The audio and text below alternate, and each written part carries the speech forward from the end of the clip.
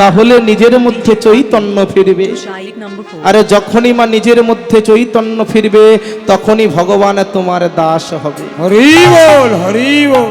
ভগবান বলেন না, যে করে আমার আশ তারে করি সর্বনাশ, আর যদি না ছাড়ে আমার পাশ তাহলে হই তার আমি দাসের অনুদাস। তাই ভগবানকে অসাধ্যে হবে, ভগবানকে বুঝতে হবে, নইলে আমরা উদ্ধার পাব না। সেই অখণ্ড হরিনাম 16 নাম 32 অক্ষর কি বাবা? হরে কৃষ্ণ কৃষ্ণ কৃষ্ণ হরে হরে, হরে রাম রাম রাম হরে হরে। এই 16 নাম 32 অক্ষর আমাদেরকে করতে হবে, নইলে জীবের উদ্ধার হবে না।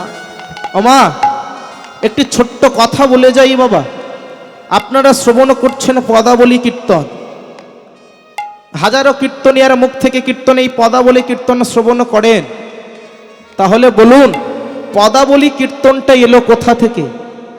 আগে তো পদাবলী কীর্তনে ছিল না, আগে ছিল হরে কৃষ্ণ মহামন্ত্র নাম হরে কৃষ্ণ বাবা। তাহলে পদাবলীটা এলো কোথা থেকে? শুনে নিন, কীর্তনে দুই প্রকার, কি? একটি হলো শুক কীর্তন আর একটি হলো নারদীয় কীর্তন। হরি বল, হরি বল। শুক কীর্তন কাকে বলে? সুখদেবে গোস্বামী পাদ যে কীর্তন পাঠ করতেন সেটি হলো শুক কীর্তন। উদাহরণস্বরূপ কি মা? উদাহরণস্বরূপ কি? রামায়ণ পাঠ, গীতা পাঠ, মহাভারত পাঠ, এগুলো হলো শুক কীর্তনের অন্তর্গত। আর নারদীয় কীর্তন কাকে বলে? নারদ মহামুনি বিনা যন্ত্রের মাধ্যমে যে কীর্তন পাঠ করতেন সেটি হলো বাবা নারদীয় কীর্তন। যে কীর্তনের মধ্যে গান বাজনা সদা সর্বদা বিদ্যমান সেটি হলো মা নারদীয় কীর্তন। আর আমরা পরিবেশন করছি কি? পদাবলী কীর্তন। পদাবলী কীর্তনটা এলো কোথা থেকে? যখন আমার গৌর হরি একদিন পদ্মাতে অবগ্রহণ করতে লেবেছেন, স্নান করতে লেবেছেন, পদ্মাতে স্নান করতে লেবে আমার মহাপ্রভু এক ভক্তের নাম ধরে ডাকলেন, কি? নর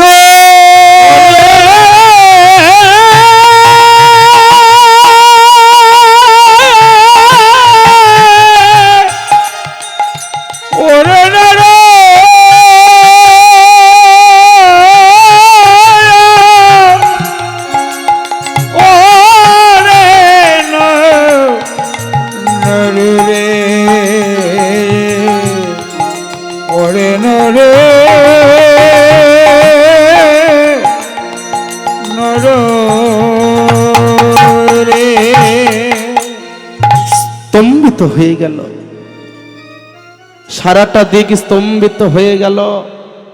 যখনই মা নরু বলে ডেকেছে, মহাপ্রভুর পারিষদ বর্গ মহাপ্রভুর কাছে গিয়ে বলছেন, প্রভু তুমি এই পদ্মাতে স্নান করতে লেবে নরু নরু বলে কেন ডাকছো? বলো না প্রভু।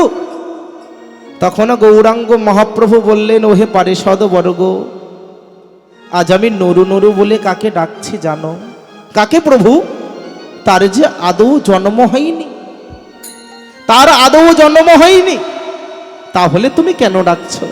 শোনো, আমার যে বয়স হয়ে আসছে, আমাকে যে যেতে হবে, আমি যখন চলে যাব এই কীর্তন জগৎটাকে ধরে রাখার জন্য আমার এই ভক্তের জন্ম হবে কোথায়? বাংলাদেশের খেতুরি নামক জায়গায় কৃষ্ণেন্দুর রাজার পুত্র নাম হবে নরোত্তম। এই কীর্তন জগৎটাকে ধরে রাখার জন্য সেই ভক্ত আসবে। তাই আজ মহাপ্রভু কি করছেন? নরু নরু বলি প্রভু কাঁদে বারে বারে, আর কাঁদিতে কাঁদিতে বহে প্রেমে অশ্রু ধরে। যখন মা কেঁদে উঠেছে সেই ভক্তের জন্ম হলো। আর যখনই মহাপ্রভু দেহ ত্যাগ করলেন, চলে গেলেন, তখন কি হলো? সেই ভক্ত এলো। এই নারদীয় কীর্তন আর শুক কীর্তন। শুক কীর্তন অর্থাৎ কথা কীর্তন, কথা কথার অর্থ হলো বলি,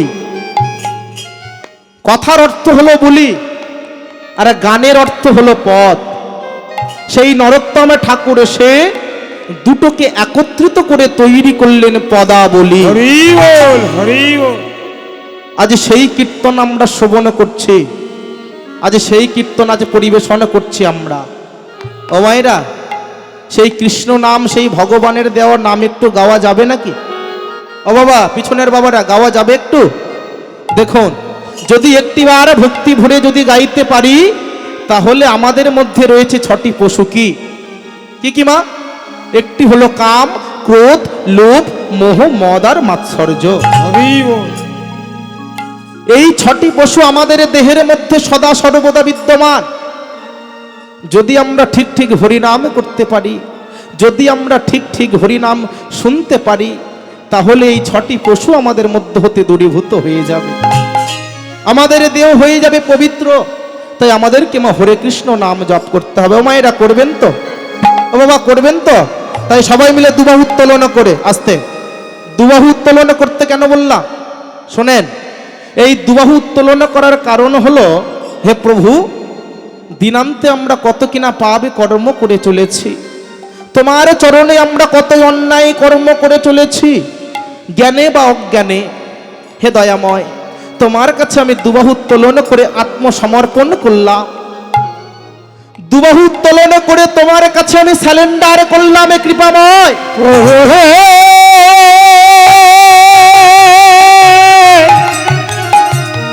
ওহে দয়া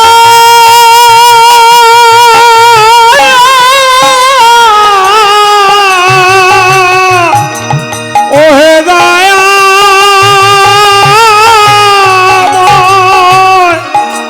ওহে ওহে কৃপা।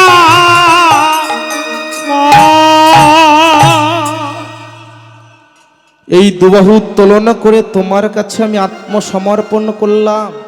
হে প্রভু, আমি তোমার অবুঝ সন্তান, যদি আমি অন্যায় করে থাকি, যদি আমি ভুল করে থাকি, হে কৃপাময়, তোমার চরণে আমার স্থান দিও। হরি বল। তাই আমাদেরকে বাবা দুবাহু উত্তোলন করে হরিনাম করতে হবে।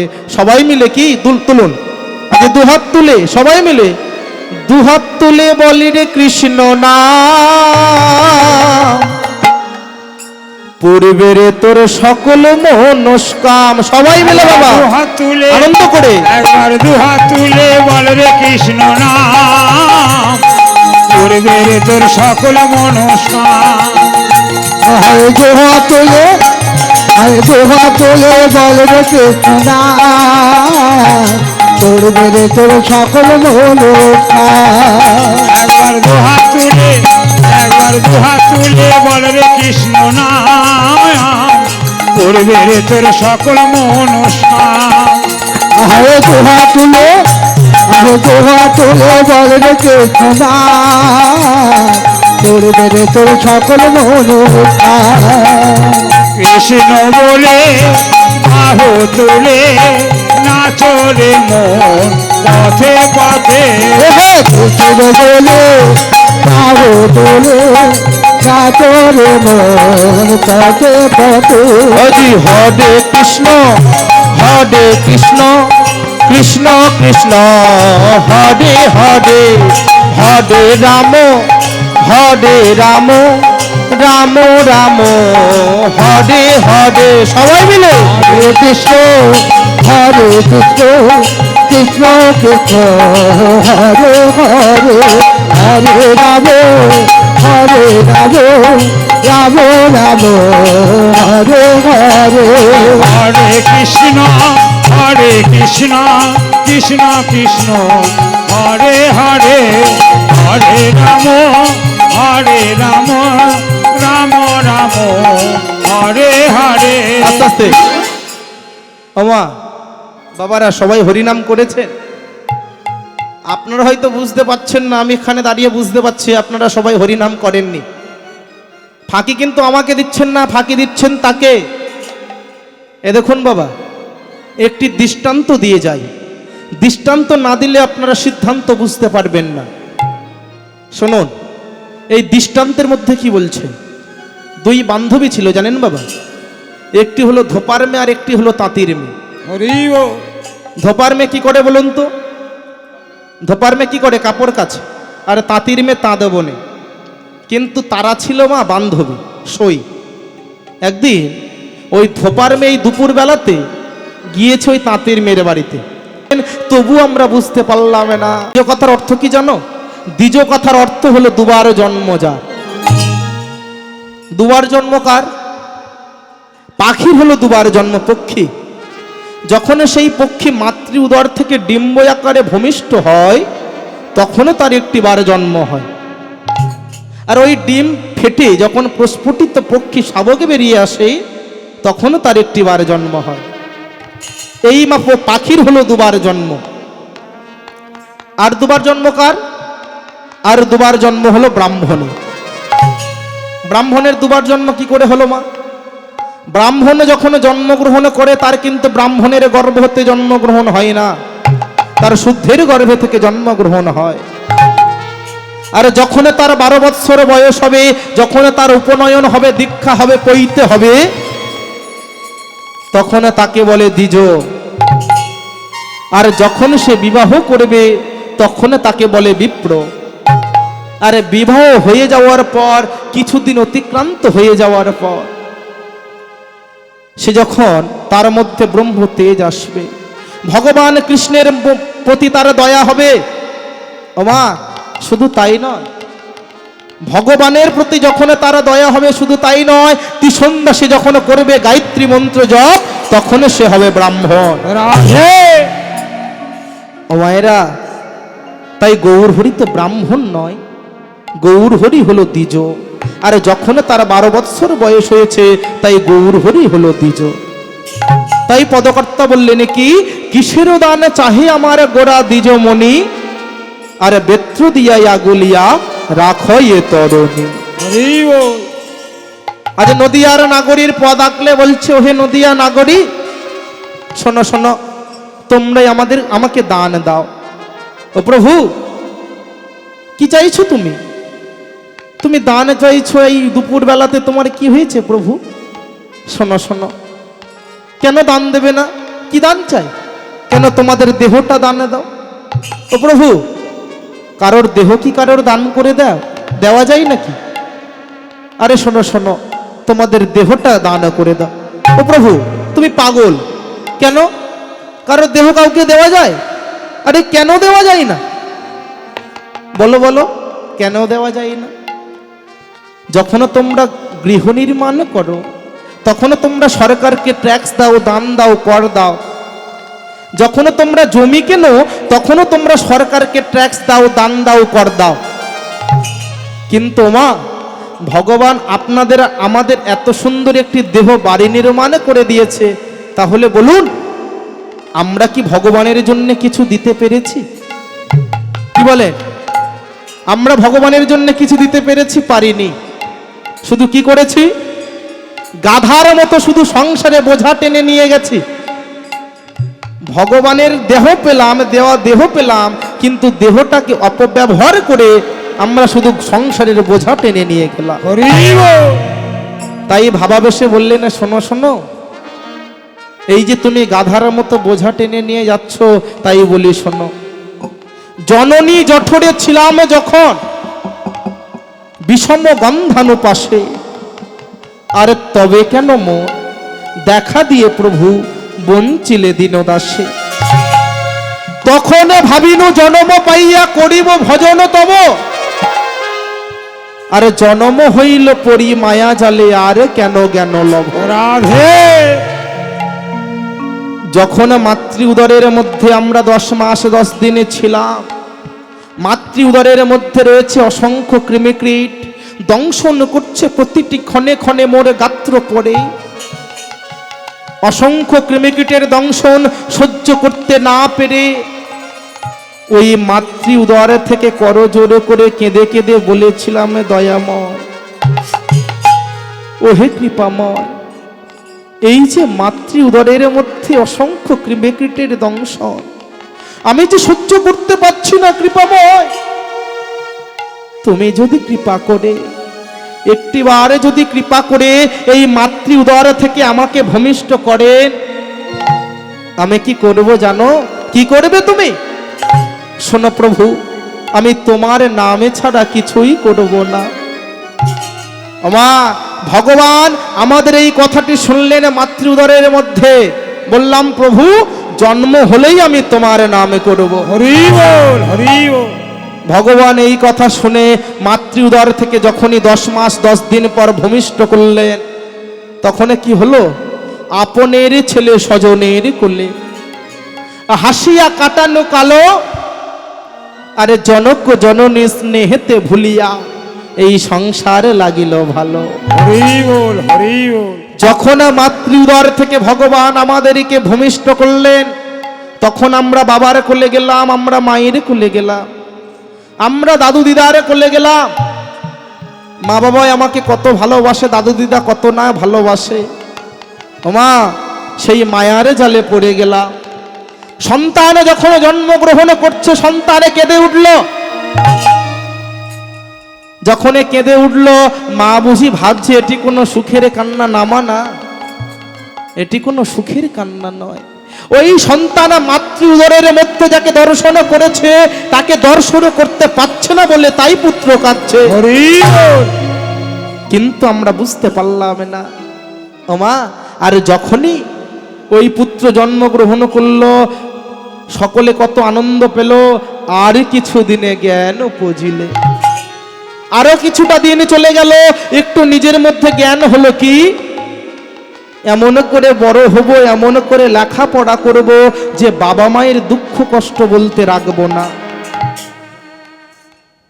বাবা প্রতিদিনে মাঠে কাজ করে, মা প্রতিদিনে লোকের বাড়িতে বাসনে মাঝে কাপড় কাছে, বাবা মায়ের দুঃখ কষ্ট আর আমি রাখবো না। মা ধীরে ধীরে সমস্ত কিছুই হলো।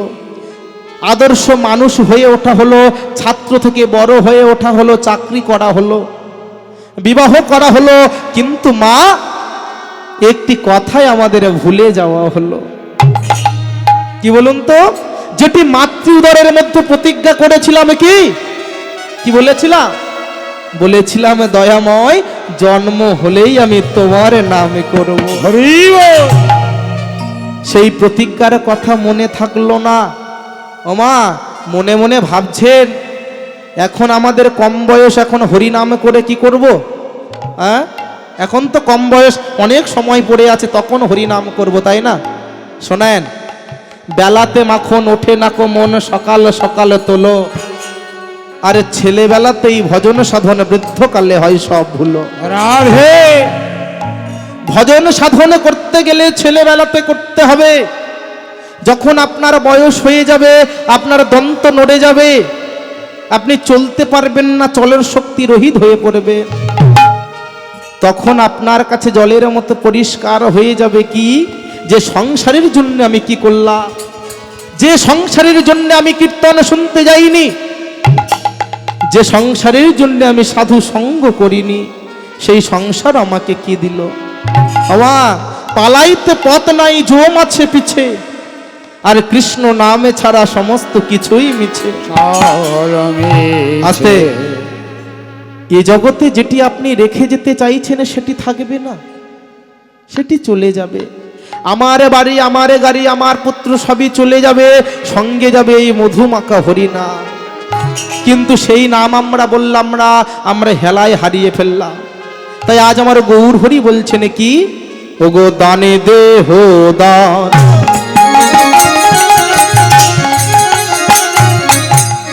দেহ বলি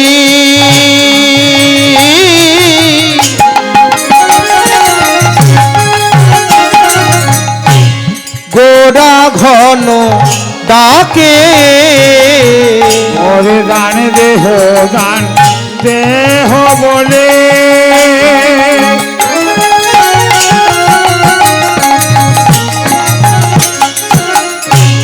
গোড়ায় আমার ডাকে, দান দেহ দান দেহ বলে, গোড়ায় আমার নিতাই গৌর হরি হরি হরি বল। গোড়ায় আমার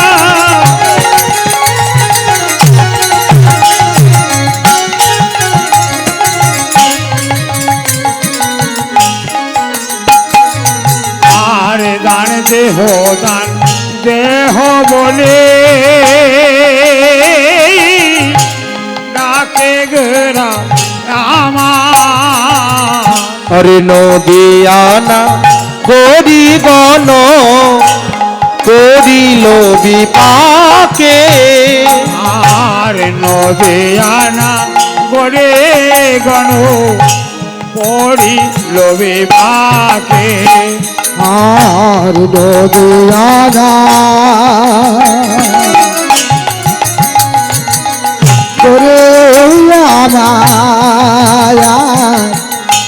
পড়ে লগে থাকে। কি বললেন মা?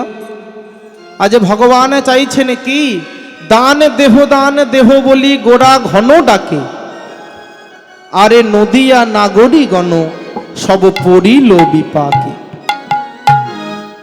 দান দেহদান, তোমাদের দেহটাই আমায় দান করে দাও।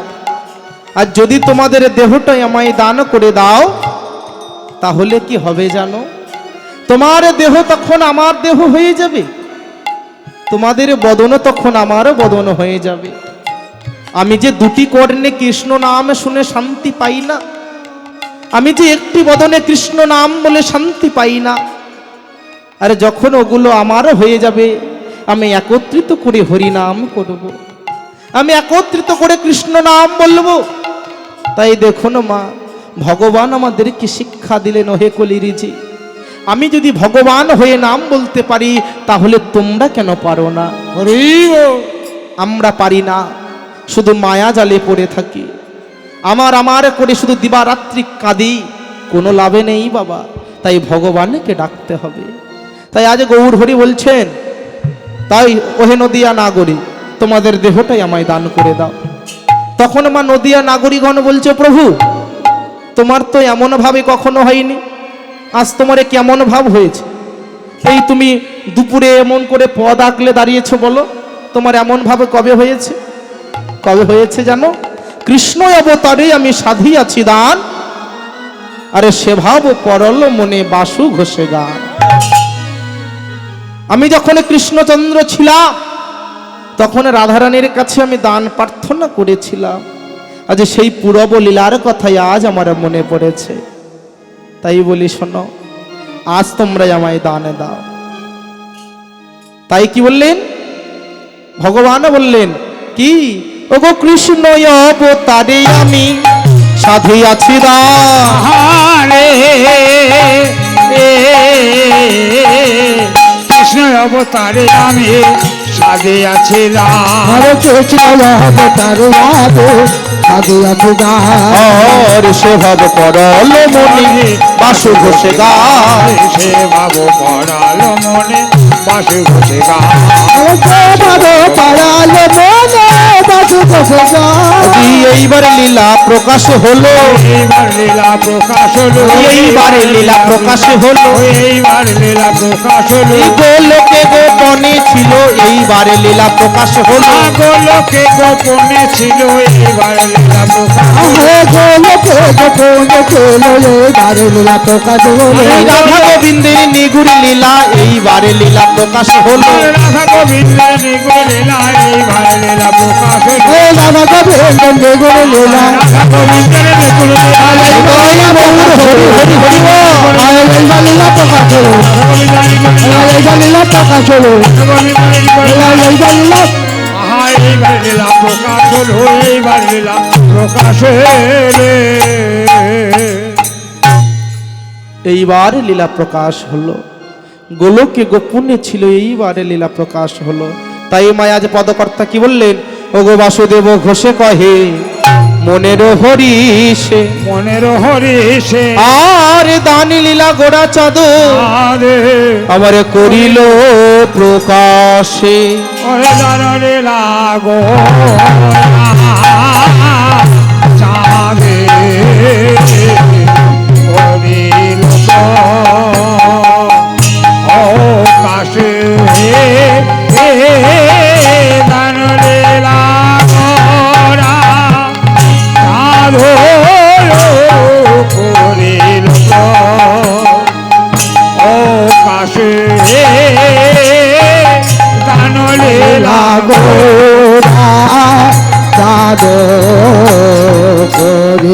তো ও কাছে রে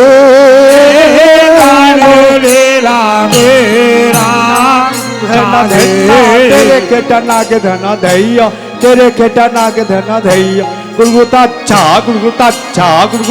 तेरे केटा तेरे दादा ठीनाता केटा तेरे केटा ताता ठीनाता दागीत्र तेरे केटा दाढ़ी तेरे केटा हाव दाढ़ी तेरे केटा हाव दाढ़ी गोरा चाँद करिल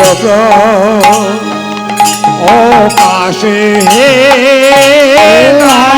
লীলা जाजिंद्रगढ़ झंडाओ जाजिंद्रगढ़ जाजिंद्रगढ़ ताके ताके तेटा ता धैर्य ताकेटा द्रे तेटे धी तेटे थो दैनी दाजिंद्रगढ़ हाव दाजिंद्रगढ़ चौरा चाँदे करिल ताके ताके तेटा धैर्य